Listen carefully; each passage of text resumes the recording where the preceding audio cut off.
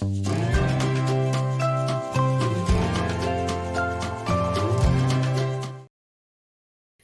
guys, I'm Stephanie and welcome back to Little Mitch Stitches. Today we are going to fix that sock. If anyone knows me, I can't leave a miscrossed cable in a sock. It will drive me crazy. I just can't. I can't have a mistake like that in my project. Some things I can leave and I can deal with, but a miscrossed cable will drive me bonkers, and I will see it every time Kyle wears these darn socks. The socks I'm talking about are my Chirp Socks that I was test knitting for Joan Forgione of Paper Moon Knits. I'm knitting them for my husband Kyle. They're a size large, and this is the first sock that is complete. On the second sock, they're knit from the cuff down, so I was probably maybe like this far and realized back down this way I had a miscrossed cable. Just one, not even noticeable until you really look at it, but once I know it's there, I cannot unsee it. So today I am going to drop down that whole column of the cable and fix that mistake. Before I start working on the sock, I want to show you what I'm using today as my tools. I have my knit blockers, which I will use to kind of just secure the sock in place so it's not wiggling around. I have a couple packages of T-pins. I'm going to use these to keep my strands of yarn organized as we're pulling back. I have these broken wooden size 1 knitting needles. They were a circular needle, but they both broke off the ends, or I might have snapped the second one off after the first one broke. And I just keep them for times like this where I need to do a repair and I just need an extra needle on hand.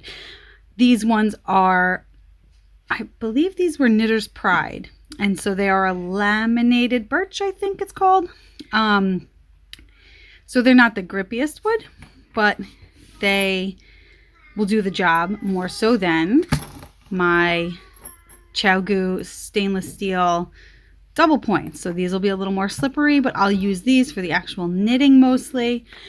I also have a 9-inch circular that I might use to just hold neat stitches or whatnot. Better safe than sorry to have more tools than you need. I hate knitting with this thing, but it could be handy in a case like this. And then I have these 2 crochet hooks. Let's get on to fixing these socks now. First thing we're going to do is to take it off this sock blocker. Get that out of the way. I'm going to lay it down. So the cable that we are fixing is at its widest 6 stitches wide, which is right here. So I'm going to need to work with 6 stitches down, and I'm going to use one of these wooden DPNs to remove the stitches from the needles at the top. So I need, there's from here is 1, 2, 3, 4, 5, 6 stitches. So those are the ones I'm going to need to drop. These ones are going to stay on this needle. These 4 over here I'm going to actually unknit onto this needle just as a holder.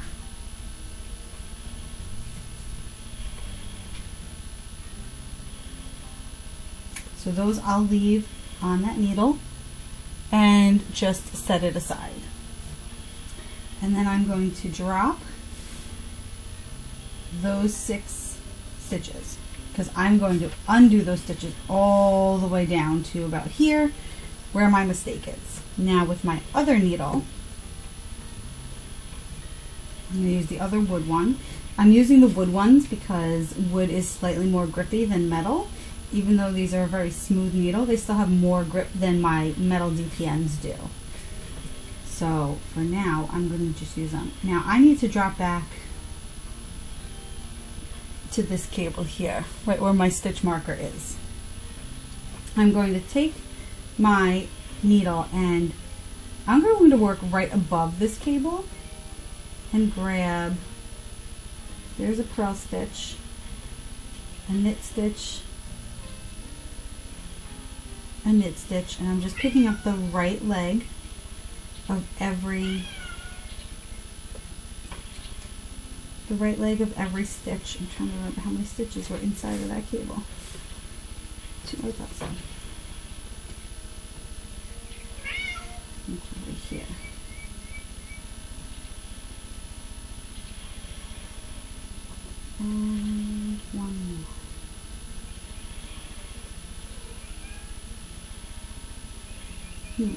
It's okay if it's not the exact stitch, because we'll rearrange when we get once we've dropped all the stitches down.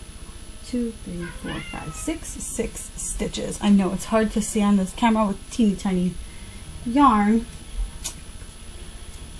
but now what I'm gonna do, I just pulled my working yarn. It's important to know what row you are on before you start dropping down, so that you know what you're working with, what you're going to be working with here. I know that my cable is miscrossed on a certain row. I'll be able to figure that out even if I don't keep track, but it just makes it a little easier if you know which strand is what. So I'm going to kind of just scoot that needle out of the way. And now I'm going to take my T-pins. Okay, so as you undo each row, I'm just going to pull out that strand. You just take your pin and pin it out. And now I'm going to try to get this guy out of the way. Pull out the next one and pin it right next to that. And that keeps your strands in order of what you've pulled out. I used to do this and just leave the strands all hanging in the back and figure it as I go, and I would inevitably knit with the wrong strand and then have to undo again. So it's easier if you just use the pins on a blocking mat. Keeps your strands in order. That way you don't have to try to figure out what strand you're working, if you're using the right strand or not.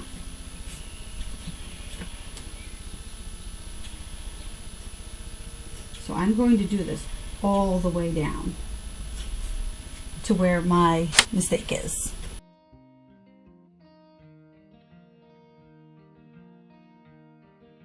The other thing you can do if you don't have blocking mats and blocking pins, if you're just fixing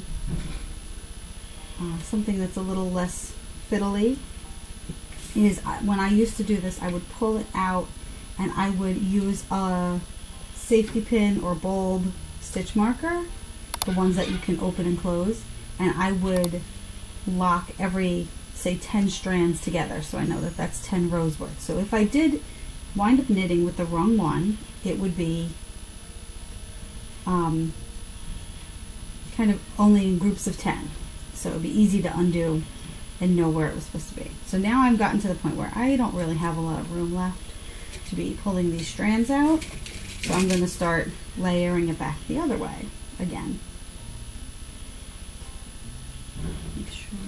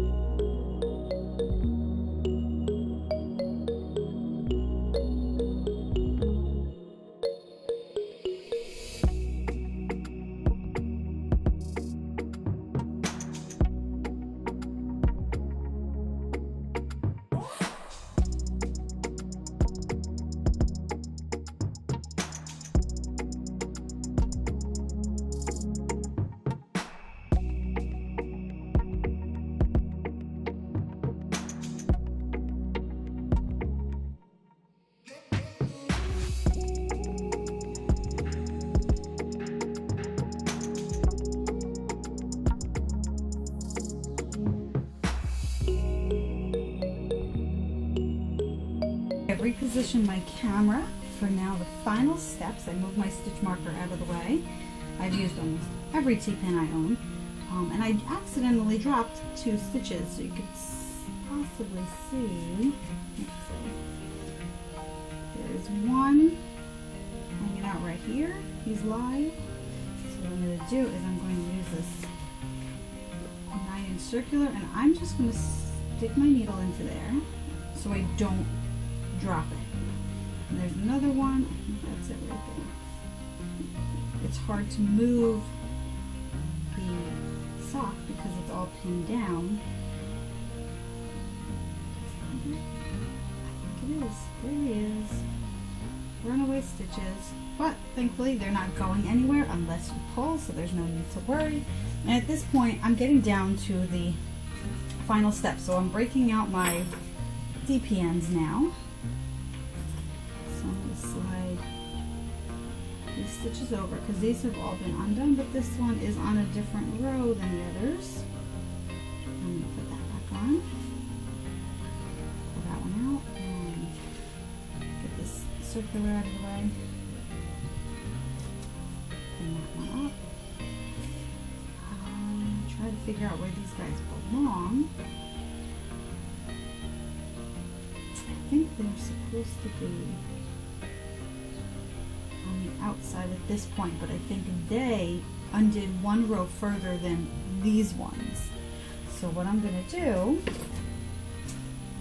is I'm looking at where the yarn is making the stitches coming from over here. So these stitches were probably purled over here on the sides, but they're not in this strand. And the same is happening on the other side. This strand is not going through that stitch. So I'm going to undo one more row of stitches.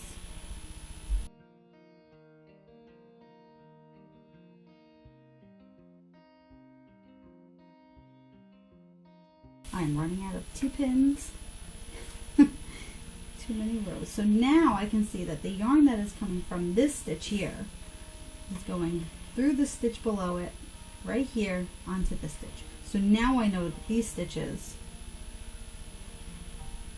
are ready to be on the outside. And I'm just gonna put that one out and put them back here. And now what I would need to do is figure out what row I'm on by either counting how many strands, which you can see all my strands are overlapping, and that would be a pain in the butt, but I can count my T-pins because each T-pin is one strand, which is one row. So I can count backwards from the top of my sock down to figure out what row I'm on here. Even though looking at my chart I can probably figure it out, but it's always best to double check. Keeping in mind that there is no T-pin on the row that I was currently working, because that one is just the live knitting working yarn. So I'm going to do that now. I just did the math to figure out what row I'm on to double check. I knew what row I was on that the mistake had been made on, but just to make sure, and if you weren't sure, this is how you do it. You look at your chart repeat. Mine has 24 rows total. The current row that I was working on, that my working yarn is on, was row 1. So then I looked at how many T-pins I have, 37. So that's 37 rows that I undid before row 1, which thankfully row 1 is the beginning of the chart. It makes things a little bit easier for math. I took 37 and I took away 24 because that is one full repeat. So I was left with 13 rows.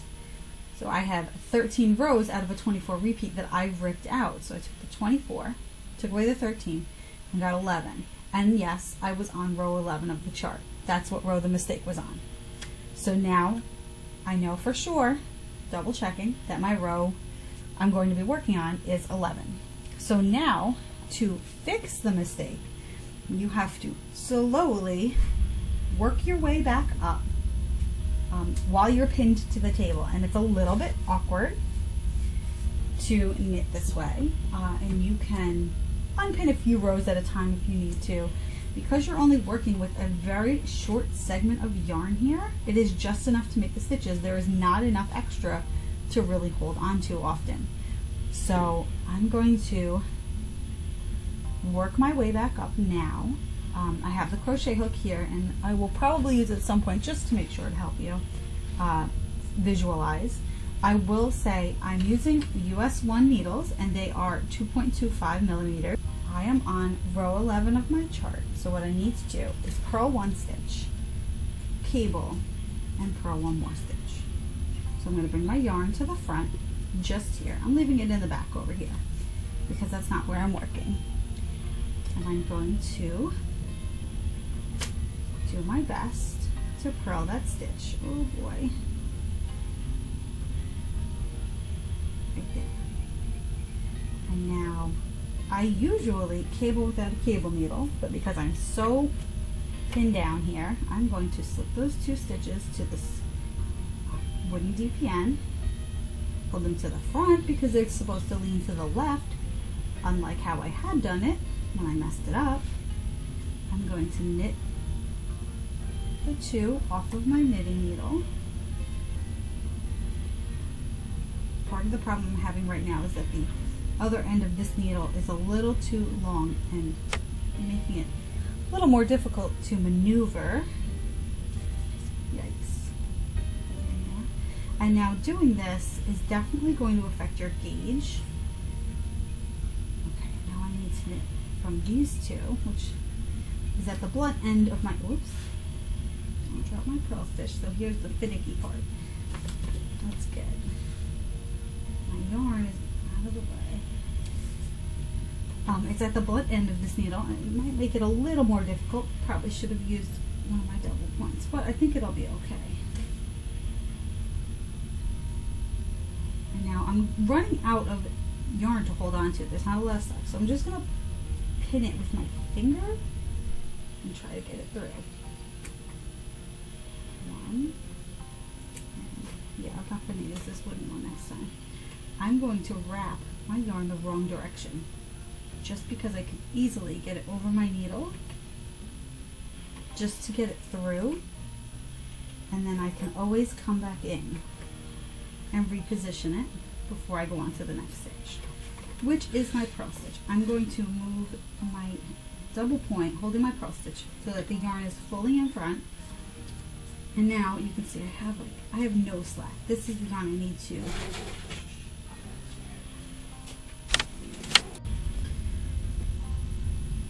you can see that this little tiny bit of strand here is all we have left to work the purl stitch with. So if I have this on here and I'm going to purl it, there's really just, let me do it this way. There's really just not a lot of room to manipulate that. I could kind of hook it with my knitting needle and pull it through. That actually would work well. Another thing you could do is, I'm just going to drop it, grab that stitch again.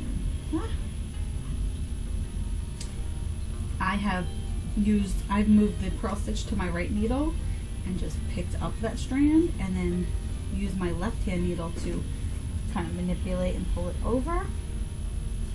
Or this is where you can use the crochet hook and go through. If you've never crocheted before, you put it on the hook, you grab that yarn with the hook, and I'm having difficulty with that, probably because I'm pulling on this. Well, the crochet hook is not working so well for me. There we go. And then you would move it onto your knitting needle. So whatever method works best for you in those tight situations. Now, like I said, this can really affect the gauge a little. You might have a looser stitch over here and a tighter stitch over here the whole way up. It's just part of what happens, but you can also go back and make sure that you're not leaving too much slack here when you're working it. Sometimes you might wind up with really tight over on this side and really loose on this side because you worked your stitches really tight compared to how you had actually knit them. But now we just have to work the whole way up and get all these stitches back. So now I would be, actually, because I'm working on a sock and it's in the round, all of my rounds are knit from the right side of the needle to the left. If you were working flat, you would normally turn it around and work the reverse side. Because you're in the middle of a row, whether you were working your project flat or in the round, you can just slide back to the DPN, that's why we like to use the DPNs for this, and knit from this side again. So if you were working this as a flat scarf, say, you could just slide back here and still knit the stitches as they should be. So if you're following a chart, that's very easy because you use the symbols, and the symbols will say for instance, knit on the right side, purl on the wrong side. So if you were supposed to purl this stitch on the wrong side, well, you know you need to knit it on this side. If you're using written directions, it doesn't tell you that. So you do have to be careful that you recognize what your stitches are supposed to look like. So this works great if you're using a chart, not so great if you're using written instructions. But let's fix this now. I'm going to take out one T-pin at a time and work with just that strand. And that's why we use the T-pins. All these other strands are out of the way and they're also in order. So we never have to worry about having things getting all mixed up.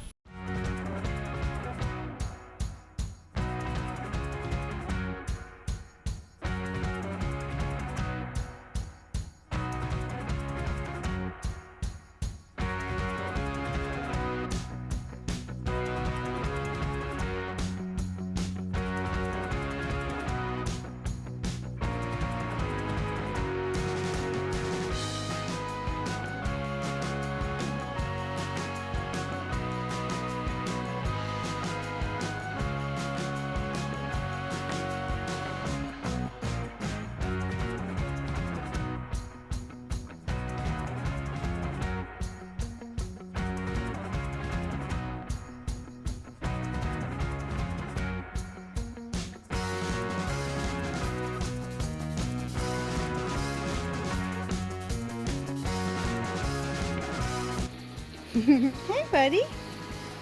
You done napping? Jack's playing in the mud. Here's my setup.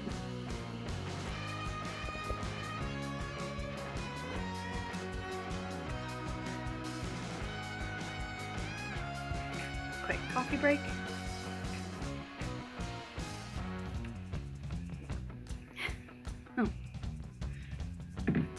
Back to work.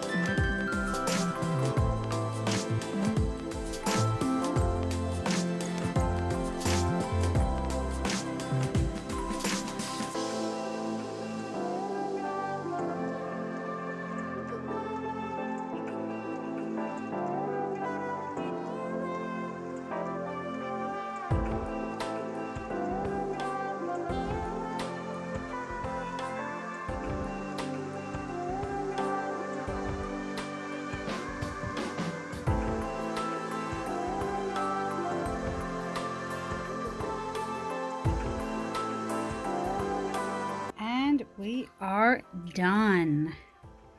We pulled all the way back to here and re-knit all of this. Looking good now. Okay, socks are done. Well, they're not done. They're done being fixed. Not done knitting yet, obviously. But as you can see, my cable is all better here. I'll put it on the sock blocker so we can really see it. But that was an experience trying to do that with Jax running around and shaking my table as I'm trying to see what I'm working on. There we go. Oh gosh, now I don't even, okay, this is side. I don't even remember where it was, and that's always good. So on here is where the mistake was, down at this cable crossing. It was going to the opposite direction than it's supposed to. So now it's all fixed. My gauge has gotten a little bit wonky, and I can go back in and just pull on the threads, on the strands of yarn to even it out, but I probably won't. There might be a couple spots where I do, where it's 2 over 2 cables. So these tiny little crossings, it seems to be a little bit wonkier, but that's okay. The cable is correct. That's all that matters to me now. So now I can get on to finishing these. I've had these on hold because of waiting to fix them. So I'd like to get these done and off the needles and get working on something else. Thanks for joining me on that little adventure, and I'll see you guys next time. Like this video if you want to see more tutorials. I hope you guys all have a great day. Bye. Oh. You farting?